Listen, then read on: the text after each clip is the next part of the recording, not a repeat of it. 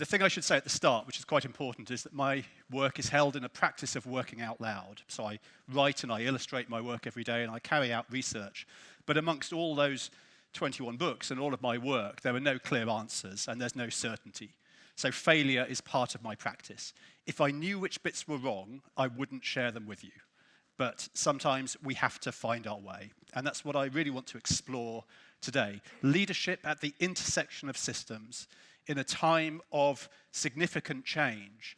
How will we need to adapt our organizations? Where should we find certainty? But where should we hold on to our curiosity? And how can we use imperfection and disorientation as lenses in our leadership? There's no doubt that in an evolving context of our organizations, we will have to adapt both the structural organization, the things that we directly control, but also the social context of organizations. And that's the intersection that I want to explore. How will we lead at the intersection of systems in a time of unprecedented change? So the book, Engines of Engagement, came about really by chance. I was working with Dr. Say Schatz and Jeff Stodd. Say was the director of the Advanced Distributed Learning Lab in the Pentagon. She's one of the most senior US government employees, a human factors scientist, and Jeff is a learning technologist, and we were busy writing a book about learning science. And I said, I think we should write a book about AI at the end of 2023. And they very responsibly said, don't be an idiot, we're writing a book about learning science. Focus, not my strong point. So a week later, we met up again, and I said, I think you're absolutely right, it's a really bad idea to write about AI. And they said, no, it's a really good idea, let's do it. So we pushed it together, and it came out. But we wrote between us a charter, an agreement of what we were going to write, or rather, what we were not going to write. So we wrote a book about AI that talks about no specific technologies and contains no answers, but we sought to paint a broad landscape about how AI is eroding our notions of artistry and truth and trust and identity and belonging, how it is changing our social structure. There's a lot of uncertainty within the book. And I'm situating, this is what we're chasing, is leadership capability. But we're not chasing it in isolation. My core work over the last 14 years explores the context of the social age. A time of radical connectivity. We are more connected than ever before, beyond the oversight or control of any organization or any government or law enforcement agency. We are radically connected in a plethora of spaces. The number of spaces we inhabit proliferates, and the types of power we carry in those places proliferate. The social age sees a general rebalancing of power between the individual and the organization, and indeed our countries. Citizenship itself is changing and evolving, something I'm looking at in my next book. So the context of the social age describes the ecosystem that our organizations inhabit and how it is changing. Whether you're a startup seeking to disrupt an industry or an established player seeking to adapt within an industry, it's going to be at the intersection of human social systems, societal systems, and technological systems that we will find our space to lead. But we also have these other two contexts. The pandemic fractured the relationship between space and power. By taking people out of the office and moving us online, it eroded that feudal or industrial organizational structure, the hierarchy. It gave people more space to operate, and the reimposition of space, the notions of going back to the office post-pandemic, have been a reimposition of an outdated model of power. And so understanding power is important to understand our leadership capability. What type of power do we use in our leadership? Is it direct authority, or is it permission and consensus? When I worked in the Joint Special Forces Operations University in the US looking at this, the leaders there said they believed 97% of their ability to lead was held in the permission and consensus of others. That's slightly disingenuous, because the 3% of formal power frames and contextualizes the 97%. But nonetheless, there's a deep understanding that we cannot be effective purely through our direct action. We need also to lead through our reputation and social authority. And then the social context of AI, or more specifically, the social strategic context. It's interesting hearing the sessions. I really enjoyed the sessions yesterday. I'm really grateful for the opportunity to be here. But I heard some things that felt dangerous and demonstrated that we're still operating at a primary level of analysis. I heard people say, we will never trust AI medics. We will never do this. We will never do that. And the only thing you know with absolute certainty is when you hear the word never, it's never true. We base our understanding of the world within our understanding of the world. But epistemic fracture or paradigmatic change breaks that down. If we operate within our certainty, and if we find consensus, we will feel comfortable, we will feel certain, and we will fail. I studied this in a book called The New York Dereliction Walk that looked at how entities and social movements failed or were born. And what was very clear is that organizations that fail are full of really brilliant and good-looking people like you and me, and yet they fail to change. They fail to change because they are unable to prototype and explore alternative possible conceptions of the truth. They are unable to hold at the leadership level difference and dissent. They find that strategy equates to certainty and kinetic action. But in fact, we need to do both. We need to be kinetic and in motion, but we also need to be curious and uncertain. So we lead in the structural and social organization. We lead at the intersection of systems. And this is an ecosystem perspective. In my more recent work on social leadership, I've been looking at the organization as ecosystem to understand as a leader how we move through that landscape. Do we stand here on the hill and lead looking out, or should we be in motion through the system to actively seek out these different voices and different communities? To lead at the intersection of systems is challenging because essentially what it requires us to do individually is to move away from certainty and positional authority. We have to give something away so there is a promise of something else tomorrow. You can still be powerful, but it will be a different model of power held within different systems.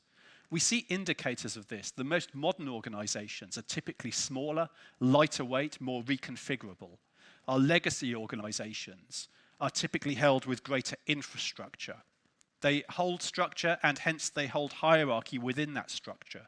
So to change the structure, to move away from hierarchical and positional authority, is to take something away from people. Change is an act of violence, and we react to that. We resist that, understandably. To lead at the intersection is to understand what crosses boundaries. What does a boundary hold out, and what crosses over it? Stories can cross across boundaries. Refugees can climb across boundaries. Rubbish blows across boundaries. Sometimes our role as leaders is to step across and to trespass, to walk into other communities and other spaces to hear different voices, and sometimes to carry those stories back, even if they are uncomfortable. The notion of leadership as motion is interesting to me. Motion and interconnection and boundary. It speaks of the role of the leader not as task allocation, not as direct application of power, but the leader is to move through the system and to interconnect. Connection is where we come together with consensus within our communities. Interconnection is connecting across and through and embracing difference and dissent. And it's difficult. It requires us to confront and to engage with the other. Whilst in the research I've done with more than 70,000 people looking at communities and trust, social structures and belonging, we see that much of our identity and much of the coherence of a community is held in the othering of difference, making people the other, creating the enemy. That will be comfortable, but it won't allow us to have the conversations that we need to have.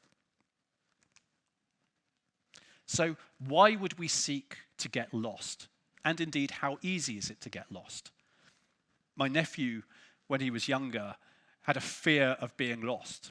So I said to him, let's go and get lost. And we set out and we walked and we walked and we walked into the dark until I told him we are lost, and he was convinced that we were lost. But of course I wasn't lost. I was unable to get myself lost. I retained that sense of connection to place. To be lost is truly difficult. It's difficult for various reasons. We are so connected to our certainty in place, it is difficult to willingly get lost. It's the foundation upon which we stand. Our knowledge, our identity, our power are held in that certainty. If we seek to get lost, if we wish to use lenses of disorientation and imperfection to warp, to bend, to blend, to change our view in hope that we will discover something new, it is both an individual and a cultural collective feature. Because otherwise we are persecuted for our uncertainty. There's a strange feature of our post-industrial organizations that if I joined one of your companies today, I could ask you almost anything. Where are the toilets? How do I get promoted? What's our strategic imperative? Those questions are all fine. When I'm in charge, I can ask you almost nothing. I'm expected to be confident and to make assertions and to direct action. And once I've taken that action, it's expected to last a long time.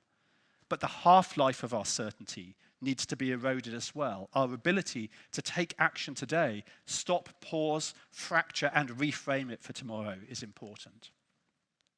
So where does this leave us? Well, it's a view of organizations under a range of pressures. There are two views that you can take of this. One is that there is a lot of change in the world. There's a change in the nature of engagement and employment, of career, of identity. There are the pressures of new technologies, and all of these will sit within the system that we understand. These are new tools and new features, but essentially we will persist. Our organizations, our countries, our nations, our communities will all persist. Or you take a different view and say something broader has changed. The context of our organizations has changed, and we will need something new. And then we will have to invent it. Right now, our engagement with AI as an emergent technology is predominantly tactical. What I heard yesterday was technology of efficiency and optimization within the known system. You are able to create comic books faster. You are able to create advertising campaigns faster. We are able to be more efficient with healthcare. These are really important, but also almost entirely irrelevant.